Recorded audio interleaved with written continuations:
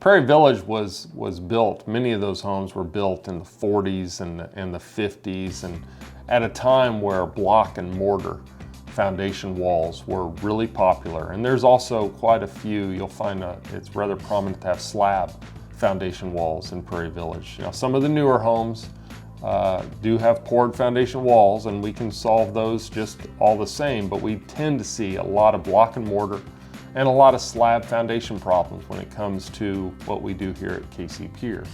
So in the dry season, when the clay begins to recede away from the foundation, we spend a lot of times with structural issues, piering specifically, beaming, putting I-beams against block walls to help reinforce them, especially when you start to see horizontal and diagonal cracks and those walls begin to move in. We'll place a lot of I-beams in those foundations to give them some structural integrity.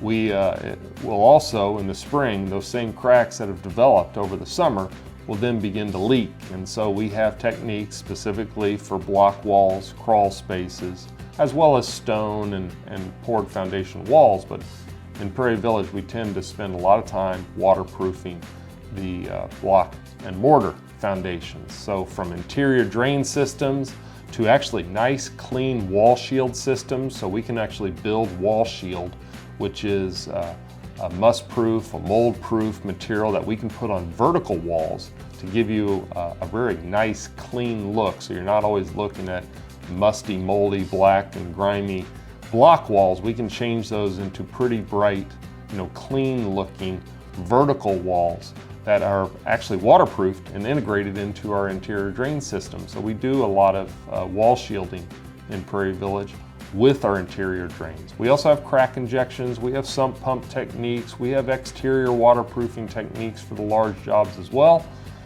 So when it comes to your block and mortar, your slab, your stone, or your poured foundation walls, we tend to have a solution for just about everything. I guess the biggest problem with foundation problems, whether it's cracks or water in basements, is the issues just simply don't resolve themselves. And the sooner that you tend to resolve the issue tends to save you money, because the issue is only smaller and escalating. It is on a curve to escalate and extrapolate and get worse. And the repair bills, as the repair gets worse, only get bigger. So we can go, for example, from a 2 or 3 I-beam wall and resolve that for just a few $100s. But if you allow that wall to continue to move, that wall can then become a few $1,000s. And most repairs, when it comes to whether it's structural and settling, or walls or cracks that are getting worse, or waterproofing, if the water is showing up in one corner, it'll begin to kind of spread along the walls and maybe find itself through different corners. If you can resolve that early enough, you can stop the issue right away and it won't get worse, which ultimately is going to save you money.